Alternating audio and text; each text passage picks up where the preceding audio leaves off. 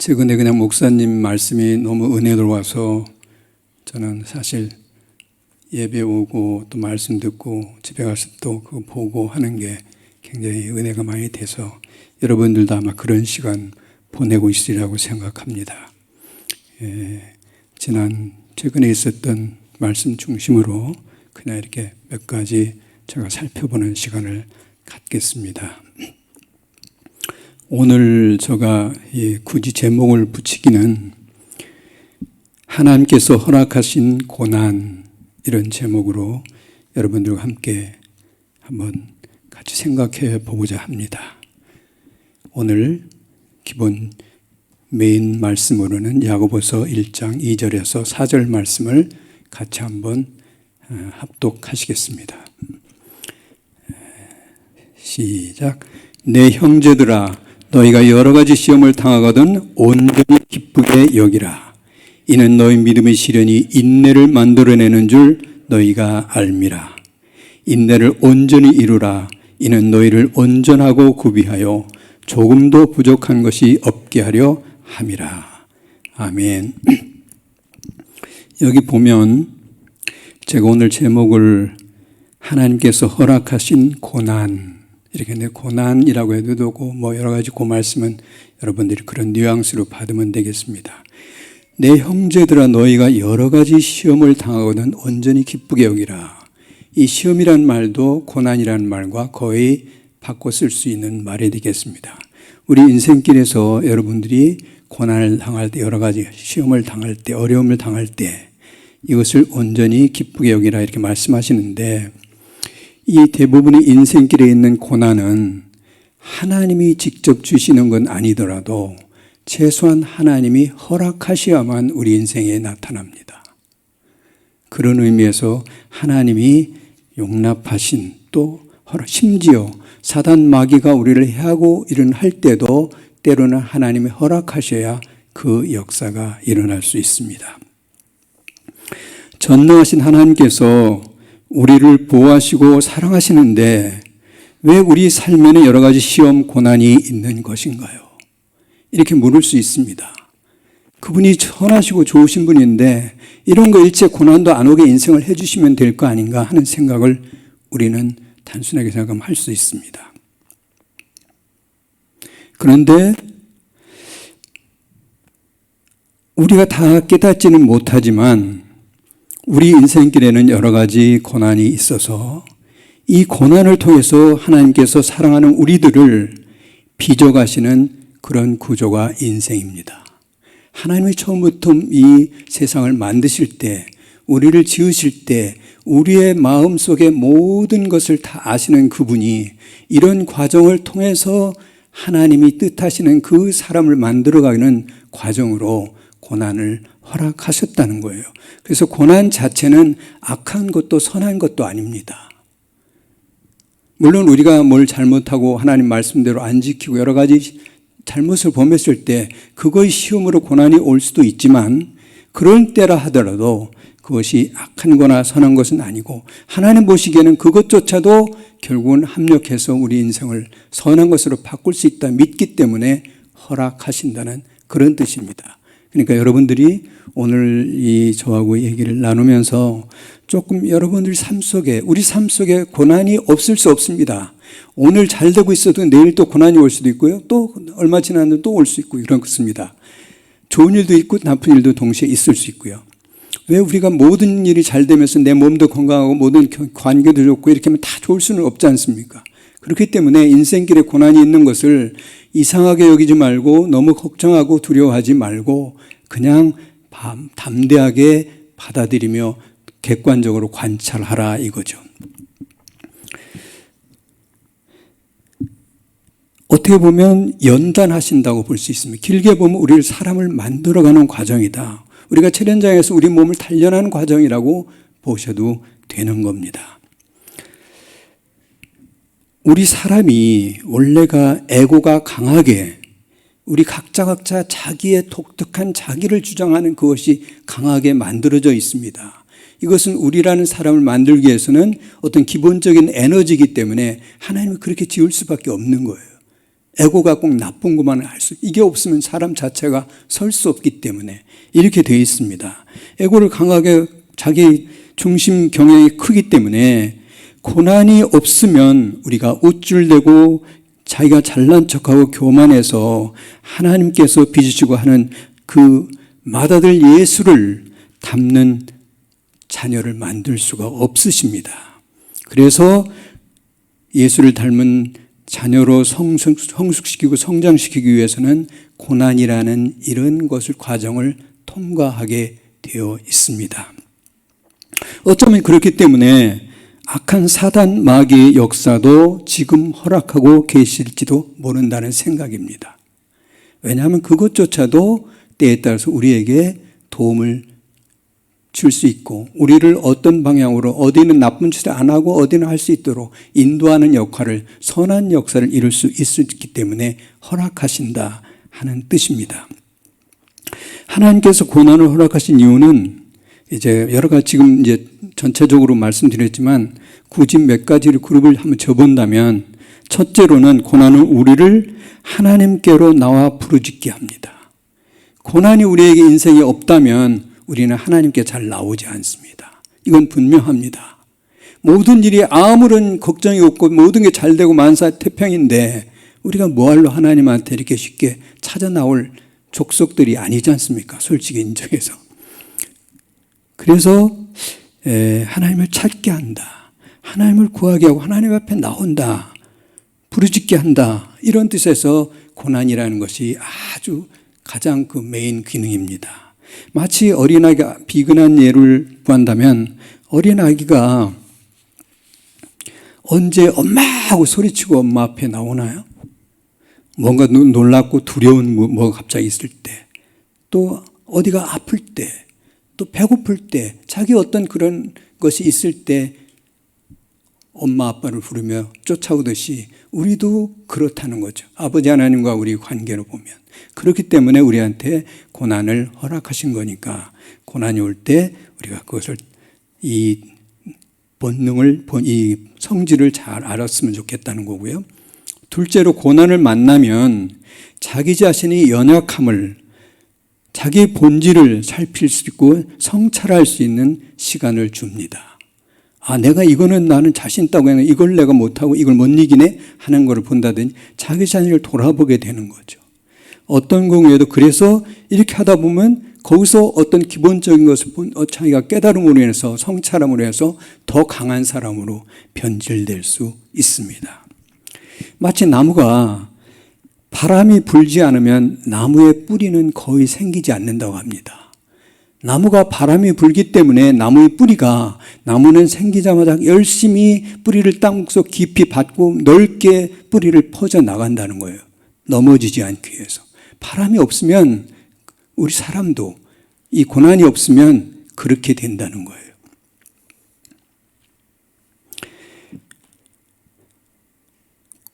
아마 고난이 없다면 이 세상에는 많은 게으름뱅이들과 목적을 상실한 환자들로 북적될 거라는 거죠.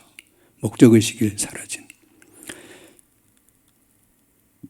그리고 하나님께서는 궁극적인 목적은 하나님을 인격적으로 만나고 삶의 방향 목표가 이 고난을 통해서 완전히 바뀌기를 원하십니다. 그것이 가장 큰 궁극적인 목적이세요. 그래서 우리가 완전히 거듭나게 되기를 원하시는 거죠.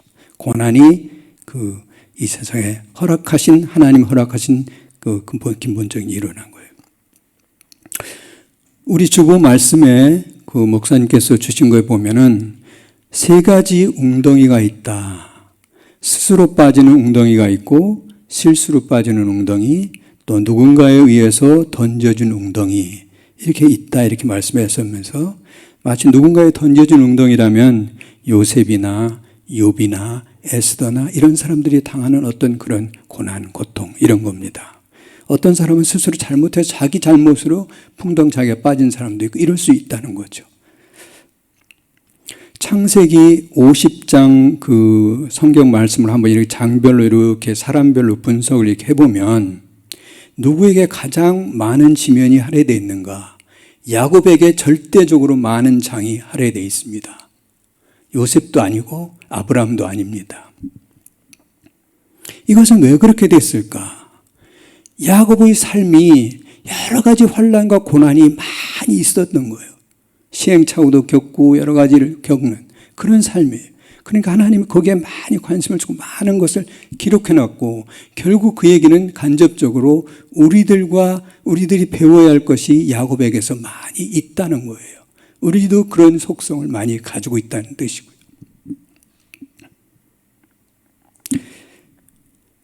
야곱이 그 아들한테 요셉을 따라서 이제 애굽에 갔을 때, 애굽에 가서 그 얘기를 하죠. 물어볼 때, 제 인생이 130년의 험악한 세월을 보내었습니다.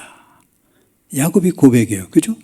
내 인생이 험악한 세월을 보냈다. 자기 인생이 고난이 많았다. 그런 뜻이에요. 긴 고통. 어떤 사람은 목사님인데 쓴 글에 제가 보니까 우리 인생길이라는 것을 우리가 쉽게 간단하게 보면 긴 고통과 서퍼링과 그 다음에 짧은 기쁨, 짧은 조이, 이거로 계속 연결되어 있다. 그러면서 이제 하는 얘기를, 대학교 가려고 3년 동안 열심히 공부해서 합격하고 나면 그때 반짝 즐거웠다가 그 다음부터는 또 대학 가서 또 취직시험 공부하고 뭐하고 해서 몇 년 또 하고 그 다음에 또 하면 뭐하고 인생 내내 그렇게 반복한다. 그런 식으로 인생이라는 게 그런 거다, 이렇게 좀 약간 그렇게 써놓은 게 있더라고요. 우리가 이 기도, 최근에 목사님한테 드린 기도 그 말씀 제목 중에서 기도했더니 우리에게 우연 같은 기적을 주셨습니다 하는 말씀 우리가 듣고 많이 이제 은혜를 받았습니다. 우연처럼 보이는 하나님의 섭리가 그곳에 있었다. 놀라우신 하나님. 그래서 우리 기뻐하고 좋아했죠. 근데 여러분들이 이 고난이라는 관점에서 보면, 거기에 나오는 사람 한두 사람을 보면, 어릴 때 입양을 딸을 보내고, 삶이 너무 어려워서 할 수 없이 딸을 키울 수가 없어서 입양을 보내고 했는데, 그 딸을 20여 년 뒤에 어떤 교회 건물을 지나고 하다 우연히 앉아서 거기 보는데 그 딸을 옆에서 이 찬송이 너무 좋지 하면서 만났는데 그게 자기 딸인 거예요. 물론 거기 순간에 기적적으로 만났지만 그 사람들의 인생의 과정은 지난 20년은 그날 설교를 그냥 우리가 지나갔지만 얼마나 고통스러운 고난의 과정이었냐고요. 엄마가 없이 고아원에서 이렇게 또 크리스찬 누구네 집에 입양돼서 자란 그 딸이 엄마가 자라면서 보고 싶고, 또 옛날에 어려워서 그렇게 했던 딸, 거의 버릴 수밖에 없었던 그 딸이 얼마나 보고 싶고 괴롭고 잠 못 이루는 밤을 가졌겠어요. 또 아버지가 태국에서 그 여인하고 해서 아이를 낳는데 같이 살지 못하고 미국에 와서 떨어졌는데 주유소에서 우연히 만났다. 그것이 30년 전의 일이었을 때 이 사람들 마음속에 그것이 얼마나 큰 고난이었는가. 우리가 쉽게 그냥 설교 듣고 할 때 이렇게 하지만 그 안에 인생 하나를 보면 엄청난 고난들이 그 속에 있다. 우리가 기도하고 하는 일들이 그냥 단순히 이루어지는 것이 아니라, 우리가 잠깐 기도하고 그냥 반짝 기적처럼 이렇게 일어나는 일들이 아니라 남들에게 그런 것처럼 보이는 일들이 그 사람의 많은 아픔과 하나님 앞에 엎드리며 하나님이 보이지 않는 손에서 어느 시점에 그와 같은 역사를 이루어서 우리에게 직접적으로는 아니지만 간접적으로 그들을 보고 역사하신 하나님이 계시다는 것을 알려주는 거예요. 왜냐하면 모든 사람에게 그렇게 다 부모가 헤어져 떨어진 고통을 다 주면 이 세상 얼마나 힘들겠어요. 그러니까 하나씩 하나님이 선택해서 선택적으로 그런 일을 보여주시는 거죠.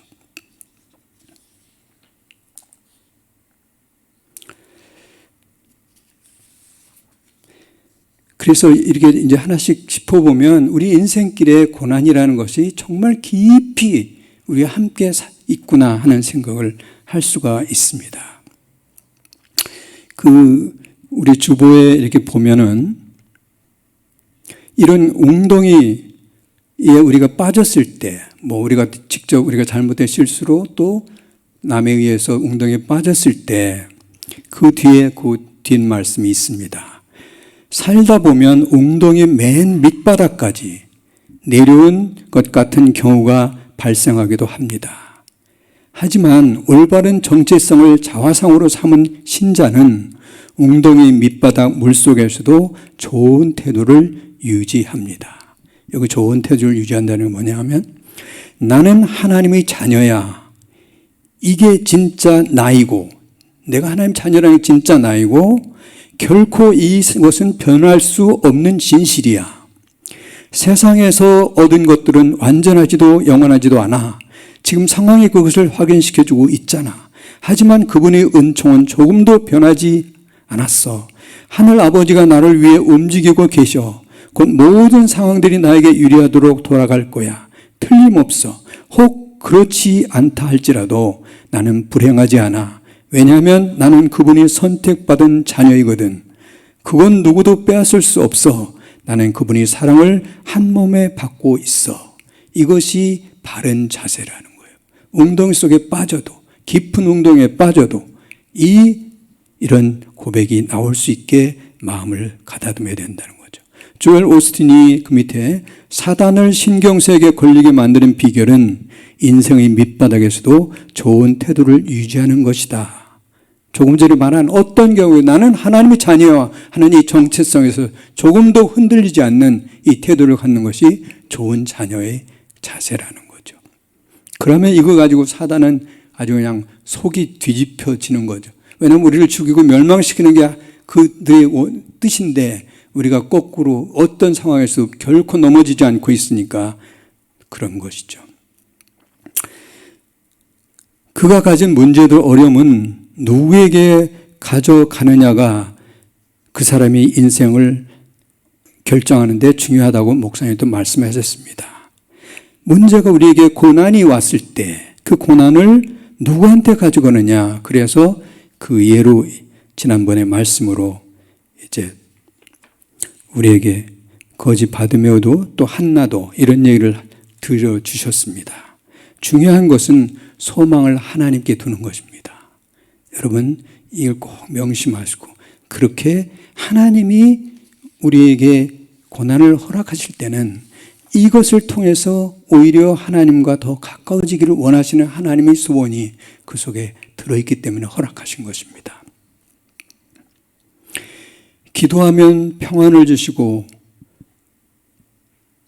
평안을 주신다는 말씀으로 아사왕 얘기를 하면서 또 한 번 기도 얘기를 또 한 번 더 하셨습니다.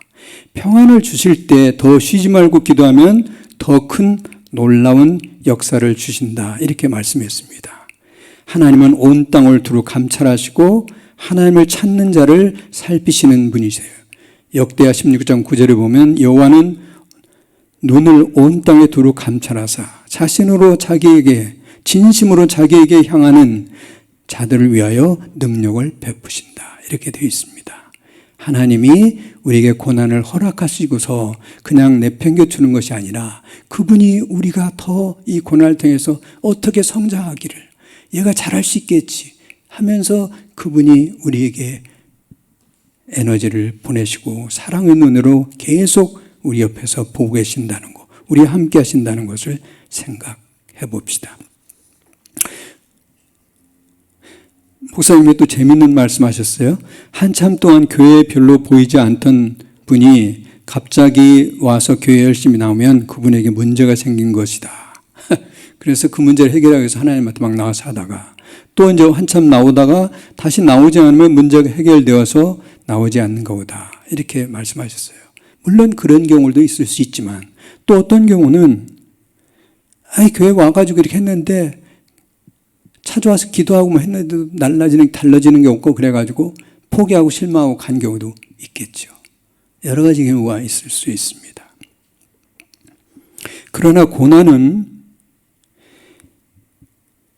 우리를 하나님께로 발길을 돌리게 하는 힘이 있습니다. 무슨 얘기냐면 이런 사람일 수 있어서 포기하고 나가는 사람 심지어 있을 수 있다고 했지만 분명한 것은 고난은 우리를 하나님께로 인도할 수 있는 그런 어떤 보이지 않는 파워가 있습니다. 왜냐하면 우리 생명 속에 우리 인간 속에는 우리 하나님 한 분이신 유일한 하나님에 대한 어떤 그런 분별력을 온전히 타고나지는 못했다 하더라도 이 마음속 깊이 절대자를 향한 어떤 보이지 않는 동경이 이 안에 본능적으로 가지고 있습니다.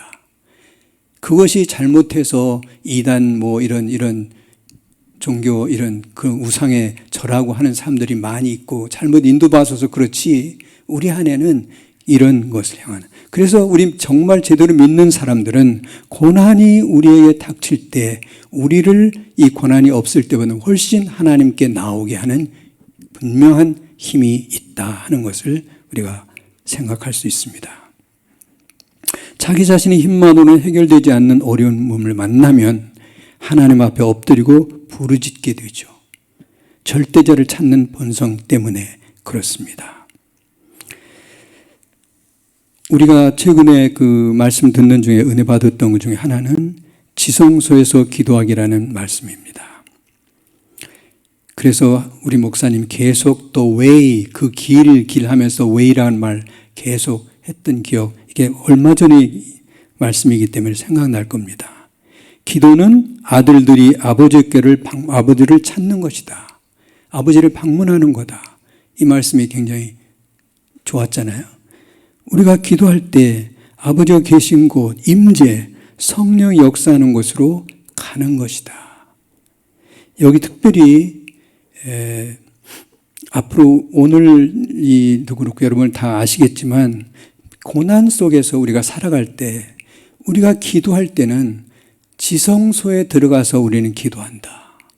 옛날과는 전혀 다르다 하는 사실을 분명히 기억하고 우리 하나님 멀리 있어서 그냥 하나님하고 부르짖는 게 아니라 정말 옆에 계시고 나와 함께 계시는 앉아 계시는 듣고 같이 둘러앉아 있는 하나님한테 기도하는 거로 여러분들이 분명히 깨닫고 나가셔야 됩니다. 그래서 이 지성소에서 기도한다는 것이 너무너무 중요합니다. 아버지가 계신 곳, 임재하는 곳에서 이것은 우리가 어떻게 해서 이런 복을 누려요? 예수님께서 우리에게 복을 주셨기 때문이죠. 여기 같이 히브리서 10장 19절 20절 말씀 한번 같이 읽겠습니다. 이 지성소에 기도한다고 할 때 이 말씀도 여러분 잘 알았던 말씀이지만 이거는 반드시 여러분이 암송하세요. 이 말씀은요. 같이 한번 합독하시겠습니다. 그러므로 형제들아 우리가 예수의 피를 힘입어 성소에 들어갈 담력을 얻었나니 그 길은 우리를 위하여 휘장 가운데로 열어놓으신 새로운 살 길이요 휘장은 곧 그의 육체니라. 아멘. 이 말씀이 너무나 사실은 좋죠. 그 길은 하고 있는데 the way to the most high, most holy place 이렇게 되어 있는데 여기서 특히 관심을 끄는 건 새로운 살길이다. 그 길은 휘장 가운데 열어놓으신 새로운 살길이다. A new and living way 이렇게 되어 있는데 새로운 살길에 휘장은 그의 육체니라. 그분이 휘장이 예수님의 육체이기 때문에 휘장 가운데로 하면 예수님 몸 안으로 가운데로 들어간 길인 거예요. 그러니까 예수님이 지성소가 되어 있는 거예요. 우리가 기도할 때 이제는 그 휘장 가운데 들어가는 그 길이 열려있기 때문에 우리가 기도하면 바로 즉각 예수님께서 우리 말씀을 들으시고 바로 우리하고 응대가 되는 거예요. 커넥션이 즉시 되는 거예요. 우리가 전화를 딱 걸었을 때 배를 누르면 바로 통화가 이게 연결된다는 거예요. 주님이 옆에 계실 수도 있고 주님이 또 우리 안에 계시기 때문에 예수님이 참 성전이 되셨고 지성소가 되신 거기 때문에 오늘날 교회라는 성도들은 우리가 성전이고 그분과 함께하는 예수님과 우리가 함께한다는 얘기는 예수님은 아버지와 함께 계시기 때문에 우리가 바로 아버지와 함께 있는 것입니다. 우리의 이 기도의 능력은 이 지성소에 하는 기도를 통해서 전혀 다른 차원으로 우리가 가 있다는 거, 이건 정말 놀라운 축복입니다. 우리가 옛날에 성경적으로는 알고 있었지만 이렇게 우리가 일상적인 기도 생활에서 이 말씀으로 정말 은혜를 받는다면 이건 놀라운 이제까지의 기도보다 훨씬 다른 차원으로 우리가 나갈 수가 있습니다. 이제부터 우리는 기도하는 것은 지성소에 들어가서 아버지 품에서 이미 임재 속에 서 있습니다. 우리가 가는 곳에 주님도 늘 함께 하시니 우리가 지성소로가 되어서 우리가 아버지 안에 아버지께서 내 안에. 요한복음 17장을 보면 예수님께서 마지막 이제 이 땅에서 아버지께 하는 기도입니다.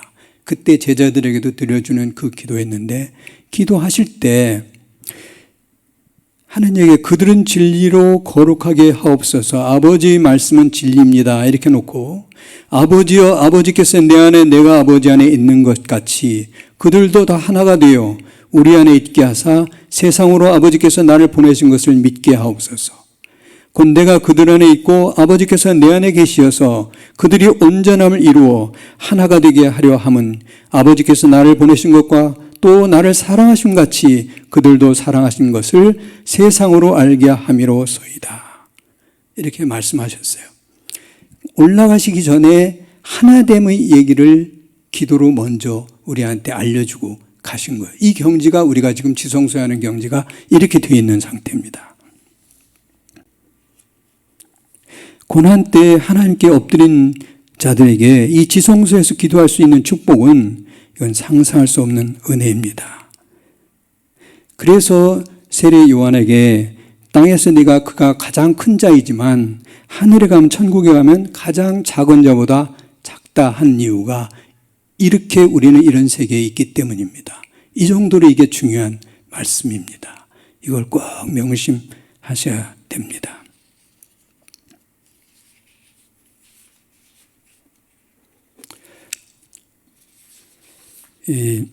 사람도 이제 겉모습만 이제 우리가 고난할 때 우리가 많이 생각하는 성경책 중에 하나가 욥기입니다. 근데 욥기를 여러분들이 많이 읽어보시고 저도 가끔 읽는데 최근에도 읽어봐도 그 안에 이제 앞에 몇 구절 빼고 나서는 계속 친구들하고 주고받고 이런 말싸움처럼 이렇게 들리기 때문에 이게 사실 은혜 받기가 참 어렵고 어렵습니다. 그 사람 친구들 말 자체가 또 꼭 틀렸다고 보기도 힘든 이런 일반론을 많이 말하기 때문에 그래서 욥기가 이게 어려운데 오늘 내가 고난 얘기를 하기 때문에 욥기의 몇 구절을 또 한번 잠깐 보도록 하겠습니다. 욥기 말씀 중에 여러분들이 잘 아시는 욥기 1장 21절 말씀에 주신 분도 하나님이시고 가져가신 분도 하나님이시 하면서 욥이 이제 자기의 모든 걸 잃고 나서 하나님한테 불평하지 않는 이런 모습을 보이는 분이 있고 또 하나는 지난번에 우리 목사님 말씀하신 대로 그 이제 시작은 미약하나 그 끝은 창대하다 하는 그 친구의 말 이렇게 했는데 사실은 그 말 자체는 처음부터 잘못된 거죠. 욥은 이미 창대했습니다. 그러니까 그 친구들이 하는 말이 굉장히 오늘하고 안 맞다는 뜻이 걔들은 그냥 이 세상에서 가장 많은 하나님 착한 사람은 죄가 있으면 벌을 받는 거고 이런 식으로 일반론을 말하기 때문에 이게 이제 계속 다툼이 일어나는 거죠. 우리가 하나님보다 고난을 크게 보게 되면 고난이 이제 당할 때 우리가 보게 되기 때문에 우리 마음 안에 두려움이 오게 됩니다. 두려움이 우리를 엄습하도록 두려움은 누가 주는 거라고 그랬어요? 사단이 주는 겁니다. 사단은 자기보다 확대해서 이렇게 과대해서 거짓말로 우리를 주기 때문에 그거에 우리가 속지 말아야 되죠. 모든 고난은 죄값인가요? 이렇게 물으면 예수님께서 뭐라고 하셨어요? 그 장님한테 이 아이 죄도 아니고 부모의 죄도 아니다. 하나님의 영광을 받으시러 한 거다. 이런 식으로 대답을 하셔서 돌리셨습니다. 여기서 하나 조금만 제가 한번 욥기에 대한 몇 가지 사람들이 말한 것 중에서 제가 뽑은 걸 한 건 읽어드릴게요. 영적 전쟁이 일어나면 우리가 겪는 현상 뒤에 우리가 이제 고난을 당했을 때입니다. 우리를 공격하는 존재가 있음을 항상 의식해야 합니다. 의식하고 긴장해야 된다는 거죠. 깨어서 상황이 꼬이고 관계가 어려워지고 삶이 힘들 때 우리는 원수의 공격이 있을 수 있다고 생각해야 한다. 그런 때 지나치게 감정적으로 대응하지 않도록 이게 굉장히 중요합니다. 이런 때 지나치게 우리가 민감해져 있기 때문에 감정적으로 대응하지 않도록 주의해야 한다. 필요 이상으로 화를 내거나 두려워하거나 외롭게 느끼면 안 된다. 이 싸움에서 우리 감정에 휘말리게 해서 우리가 함몰되어 들어간다는 거죠. 그러나 전쟁 중일 뿐이다. 이건 영적 전쟁일 뿐이다. 이렇게 생각하고 상황과 감정을 분리해서 살펴보아야 합니다. 우리가 문제가 아니라 원수가 지금 문제다. 원수가 공격하는 거지. 지난 일을 돌아보면 이렇게 성숙하게 대응하지 못했던 실수도 많았음을 우리가 압니다. 저 자신도 이 말씀을 보면서 저 자신이 최근에 이렇게 겪는 어떤 그 고난 중에서 제가 감정적으로 당황하고 여러 가지 했던 부분들이 있구나 하는 생각을 하게 됐습니다. 욥의 고난을 이렇게 보면은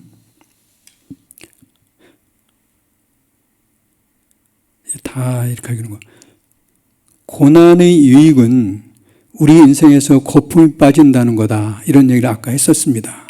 왜냐하면 사람이 이렇게 이제 자존심 뭐 이런 것이 굉장히 세고 이런데 허풍도 많고 이런데 고난을 당했을 때 이런 것을 이제 이겨내려고 하니까 현실에 그대로 하다 보면 자기 자신이 그걸 이겨내지 못하니까 자기의 실체를 보게 된다는 거죠.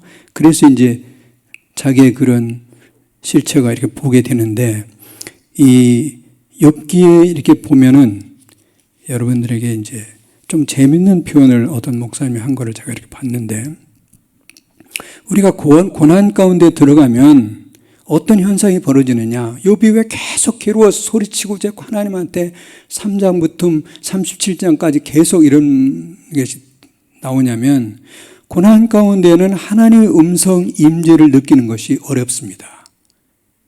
우리가 이걸 잘 보세요. 마치 뭐라고 했냐면 그분은 마치 터널 안에서 통신이 두절된 상태와 같다. 나는 전화기를 가지고 있는데 내 전화기는 저쪽 음성이 안 들리는데 그렇다고 저쪽 사람도 내 음성이 안 들린다는 뜻은 아니잖아요. 하나님은 내 음성을 다 듣고 있는 거예요. 그런데 내가 하나님 음성이 안 들리는 거예요. 지금 이거예요. 이게 차단돼서. 그럼 고난 가운데 우리가 사실 하나님 음성을 듣기가 그게 가장 중요한데 그걸 못 듣기 때문에 막 이렇게 어쩔 줄을 모른다는 거예요. 욥이 괴로워하고 힘들어하는 거는 자식들이 10명이 한꺼번에 죽어서 물론 그럴 수도 있지만 그것도 그렇지만 재물이 없어져서 자기 건강이 나빠져서 이것이 더 중요한 것이 아니라 이런 막 괴로워서 하소연하고 하는데 옛날에는 하나님한테 기도하면 그 음성이 들리고 같이 통하는 게 있었는데 통해지지가 않는 거예요. 이게 가장 힘든 거예요. 하나님의 임재가 없는 거. 그냥 메아리처럼 공허하게 오는 거. 이것이 가장 고난 중에 욥의 인생에서 힘들다는 거예요.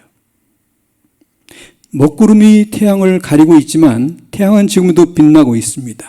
다만 고난 가운데 우리가 들어가면 사람의 시야가 좁아지고 귀도 잘 들리지 않는다는 것입니다. 왜냐하면 고난 가운데 벌써 우리가 긴장하고 위축되고 당황하기 때문에 우리가 아까 말한 대로 감정적으로 평안하게 대처를 못해서 이와 같은 현상이 나타난다는 거죠. 이 욥의 그 상황을 우리들이 이제 책 볼 때 여러분들 성경책을 다시 볼 때 조금 이렇게 보면 훨씬 쉽겠다 싶어서 그 상황을 한두 개 말씀드리면 하나님과 욥의 명제를 위해서 일어난 원래 맨 처음에 우리가 성경 여러분 아는 대로 사단이 이렇게 욥을 너 저기 경외하고 이런 욥을 칭찬하니까 그럼 뭐 괜히 이유 없이 그러겠습니까? 다 걔가 뭐 하나님이 뭘 줬으니까 잘해줬으니까 걔가 그러죠. 이런 식으로 얘기하는 아니야 쟤는 정말 의로운 애야. 나를 경외하는 자야. 이렇게 이제 하면서 그러면 한번 시험을 해보자. 그래서 그래 해봐라 하고 그 대신 목숨은 건드리지 말고 허락을 하셨잖아요. 이래서 욥이 고난이 시작된 거잖아요. 이런 내용을 욥은 알아요 몰라요? 전혀 몰라요. 마치 하나님과 욥이 명예를 위해서 하나님이 허락하신 거예요. 자신 있으면 네가 해봐. 이렇게. 일어난 고난 허락하심인데 욥은 영문도 모른 채 당하는 고난에 괴로워합니다. 하나님께 계속 질문합니다. 우리 삶에도 이해하기 힘든 많은 고난이 존재합니다. 다만 하나님은 언제나 분명한 이유가 있어서 허락하신 거예요. 다만 욥에게 끝까지 이유를 설명하시지 않는 것은처럼 우리에게도 알려주지 않거나 우리가 이해할 수 없을 때도 있다는 거예요. 욥 42장 끝날 때까지 내가 이렇게 해서 너 시험한 거야 이렇게 하나님이 설명하나요? 없어요. 그러니까 우리가 인생길에 닥친 일 중에 우리가 잘못한 죄 때문이 아니고 이런 일이 있을 수 있다는 거, 여러분들이 이거를 타산지석처럼 알았으면 좋겠고요. 그 다음에 친구들 중심으로 하는 그 관점을 보면 그 또 다른 이제 관점이죠. 죄 때문에 고난이 온다고 인과응보로 욥의 친구들은 이렇게 말을 합니다. 인과와 관계의 법칙만으로 인간의 모든 고난을 설명할 수도 없다. 이게 욥기와 전도서의 말씀을 보면 그렇습니다. 욥의 친구들만이 아니라, 문제는 여기가 문제, 친구들만이 아니라 바로 우리들도, 여기 있는 우리들도 너무 쉽게 타인의 고난을 그들의 죄 때문이라고 판단하는 경향이 있다는 거예요. 우리도 모르게 정죄한다는 거예요. 이러한 우리의 생각을 되돌아봐야 합니다. 이걸 우리가 고쳐야 된다는 거예요. 욥기 내에 욥은 자신에게 닥친 고난의 원인을 몰라서 괴로워합니다. 왜라는 수많은 자문에 응답하시지 않는 하나님의 침묵, 예기치 않은 고난 앞에서 모든 인간은 자신의 연약함과 무지를 깨닫게 됩니다. 결론적으로 인간이 겪는 고난과 재앙에는 이유가 있습니다. 그렇지만 그 이유를 모르고 겪어하는 때도 있습니다. 그것이 바로 인간이 가진 한계입니다. 옳은 그 한계를 잘 욥기는 그걸 보여준다는 거죠. 우리 인생길에 모든 것이 설명되는 건 아니다. 그럴 수 있다는 것을 우리가 가지면 우리가 인생길에서 조금은 더 훨씬 어떤 문제 앞에서 평안해질 수 있지 않겠나. 그럴 수도 있다 하는 생각으로 이렇게 볼 수 있다는 생각을 합니다. 욥기가 이런 것 때문에 좀 보면은 어려운 책이고 한데 그 욥기 내용 그 길은 거를 이렇게 실어 놓은 것은 다 이유가 있어서라는 생각을 합니다. 오늘 그 욥기 말씀 뒤에 제가 이제 하나 여러분들에게 보너스처럼 뭐를 하나 좀 드리고 싶은 말씀은 에스겔서 48장 35절입니다. 짧은 글 한번 이 말씀 보면서 에스겔 얘기를 조금 하겠습니다. 자, 같이 한번 이 에스겔서 48장 35절, 이게 에스겔서 마지막 절이에요. 자, 같이요. 그 사방의 합계는 18,000쪽이라. 그날 후로는 그 성읍의 이름을 여호와 삼마라 하리라. 여호와의 이름이 여러 가지가 나오는데 여호와 삼마 하는 소리는 여러분들 들어보신 적이 있을 겁니다. 여호와 삼마 하면은 하나님이 거기 계시다. 하나님이 여기 계시다. 여호와 삼마, 하나님의 임재가를 뜻하는 게 삼마입니다. 저도 기도할 때 저 말을 자주 쓰는데요. 여호와 삼마, 하나님이 여기 계시다. 근데 그 도시 이름이 에스겔에 나오는 그 도시 성읍 이름이 저호바 샴마라는 거예요.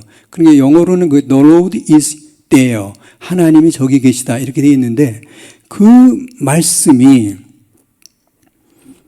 에스겔서 말씀은 언제 에스겔서를 지은 거냐면 예레미야서보다도 더 늦은, 이사야서는 앞으로 닥칠 미래를, 예레미야서는 닥쳤을 때 막 그 진행될 때 준 거고, 이 에스겔서는 닥친 뒤에 이 사람들이 다 바벨론의 포로로 가서 망했을 때 준 말씀입니다.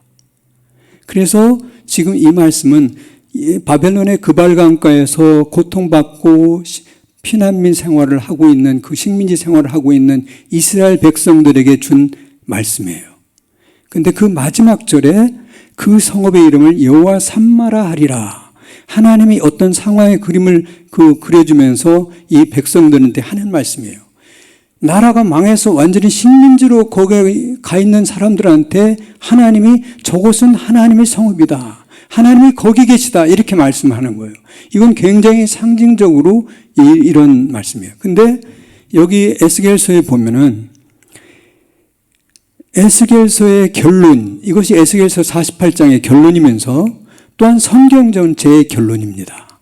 계시록 22장에 끝날 때도 동일하게 에스겔서와 같은 여호와의 성전에서 물이 흘러내려서 점점 흘러서 강과 이렇게 흘러내려간다 이렇게 되어 있어요. 광야로 그 물이 흘러내려갑니다. 점점 더 그 물이 많아지면 거기에 꽃들이 나오고 식물이 자라고 물고기도 자라고 이런 낙원이 되는 겁니다. 앞으로 지금은 이렇지만 그렇게 될 거다. 너희에게는 하나님이 계셔. 항상 너에게 있어 하는 얘기를 지금 하는 거예요. 옛날에는 성전이라고 했는데 에스겔에서 보면 성읍이에요. 지금 이게요. 18,000척이라고 하는 어떤 일정한 정사각형으로 된 땅을 지금 보여주면서 거기에 4개의 각각의 문들이 있고 동서남 이렇게 하면서 이 12지파에 대해서 말씀을 하는 건데, 성읍이라고 하는 것은 우리가 사는 곳이 성읍입니다. 이 얘기는 여러분들 우리가 살고 있는 이 생활 속에 하나님이 함께 계신다는 거예요. 여호와 샴마가 하나님은 여기 계시다. 이거는 아까 우리가 말씀한 지성소에서 드리는 기도, 우리가 성소에서 기도 드릴 때 하나님하고 바로 기도 드릴 수 있듯이 이걸 다시 한번 확인시켜주는 또 다른 아주 축복의 말입니다. 성경 전체의 결론이 저 말씀입니다.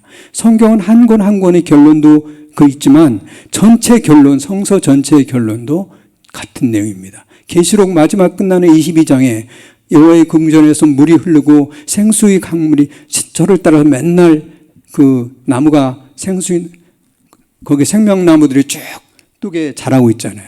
그 상황인 거예요. 그렇게 된다는 거예요. 그 하나님이 지금 여기 계시고 너희들이 가는 어디마다 그 성읍에 너희들이 살고 있는 곳마다 여호와 하나님께서 너희와 함께 계시다. The Lord is there. 여호와 하나님이 너희 하나님이야. 함께 계셔. 하나님 이 상징으로 두 가지니까 여호와 샴마. 그냥 걸어다닐 때도 한번 그 말씀을 꼭 기억하시면서 여러분 기도 생활에 굉장히 도움을 줄 것이고 고난 극복하는 데도 큰 아마 도움을 주리라고 생각합니다. 제가 오늘 말씀을 이렇게 하면서 이게 여러분들에게 드리는 하나의 보너스니까 꼭 고난에 대해서 두려워하거나 멀리하지도 말고, 인생이라는 건 어차피 고난의 일정이다. 하나님이 만든 구조가, 왜냐하면 이 고난의 구조를 통과해야만 우리가 하나님이 만들고자 하는 예수를 맏아들로 한 그분을 닮는 모습, 그것이 어디에 써 있다고 그랬어요? 로마서 8장 28절. 우리가 알거냐 하나님을 사랑하는 자 곧 그 뜻대로 부르심을 입은 자들에게는 모든 일에 합력하여 선을 이룬다. 모든 일에 합력하여 선을 이룬다. 선이 예수를 닮는, 우리가 예수를 닮는 것, 그것이 선이라고 그랬어요. 그 일을 이루기 위해서 고난을 주시고 우리를 연단하시는데 우리가 지성소에서 기도하고 또 여호와 샴마, 하나님이 우리와 함께하는 이것을 우리가 안다면 우리가 고난을 극복하는데 굉장한 힘이 될 것이고, 이 나라를 세우는데도 우리가 기도할 때 이 나라가 훨씬 빨리 하나님이 원하는 그런 나라가 될 줄 믿습니다. 여러분 오늘 이렇게 하고 제가 같이 한번 찬송 하나 하면서 오늘 말씀하고 예배를 마치고자 합니다. 그 337장 내 모든 시험 무거운 짐을 하는 이 찬송을 같이 좀 한번 하고 이제 알아서 기도할 분 이제 하시고 이렇게 하면서 마무리하겠습니다. 같이 해요.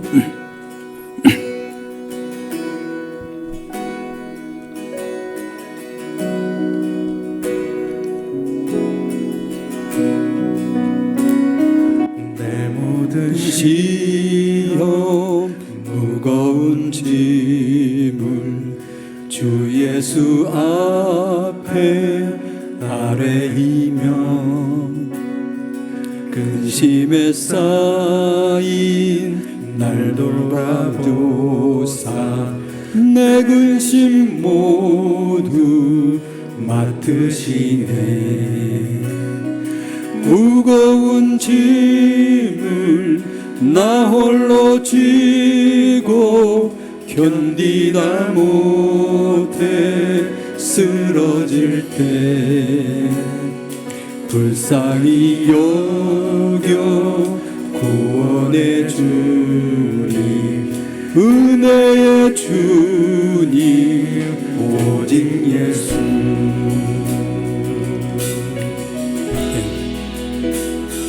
내 모든 죄로 닥치는 환난 주 예수 앞에 아뢰이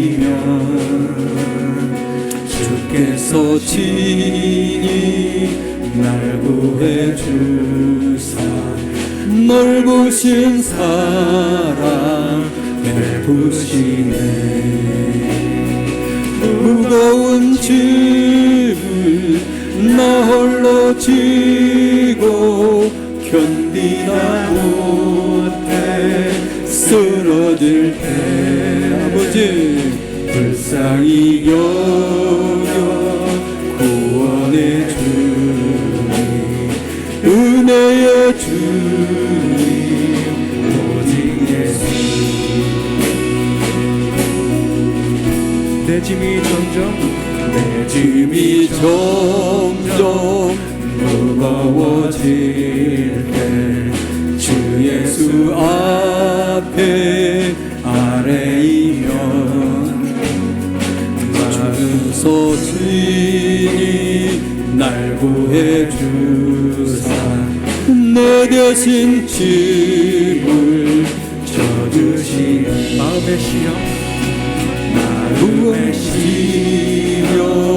무거운 죄를 주 예수 앞에 아뢰이면 예수는 나의 능력이 되사 세상을 이길 힘주시네. 무거운 죄를 나 홀로 지고 견디다 못해 쓰러질 때 불쌍히 여겨 구원해 주니 은혜의 주님 오직 예수.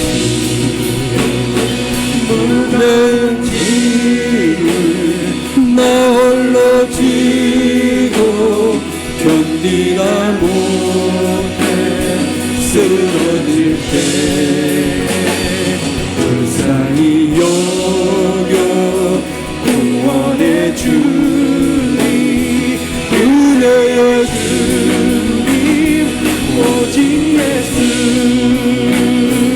무거운 짐을 나 홀로 지고 견디다 못해 쓰러질 때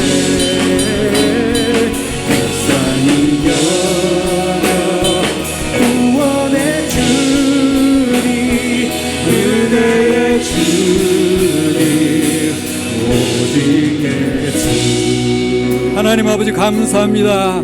은혜의 주님 언제나 우리를 지켜주고 사랑하시며 끝까지 보호하시는 하나님의 사랑 안에 우리가 영원히 교하겠습니다. 항상 우리와 함께 하시는 여호와 샴마 여호와 삼마 하나님을 찬양합니다. 하나님 우리의 성소가 되시고 지성소가 되셔서 우리와 함께 하시는 예수 그리스도 아버지 하나님께 감사합니다. 이 나라 이 민족 구원하여 주시고 아버지 이곳에서 예배하는 모든 것 온난으로 예배하는 우리 성도들 하나님 아버지 이 나라 지켜주셔서 이 나라 온 세계 열방에 복음을 전파하는 거룩한 제사장 나라로 아버지 선교 강국으로 대한민국을 사용하여 주시옵소서. 아버지 하나님 아버지 감사합니다. 하나님 홀로 영광 받으시고 영원히 우리가 하나님과 동행하는 우리들 되게 하여 주시옵소서. 감사합니다. 할렐루야.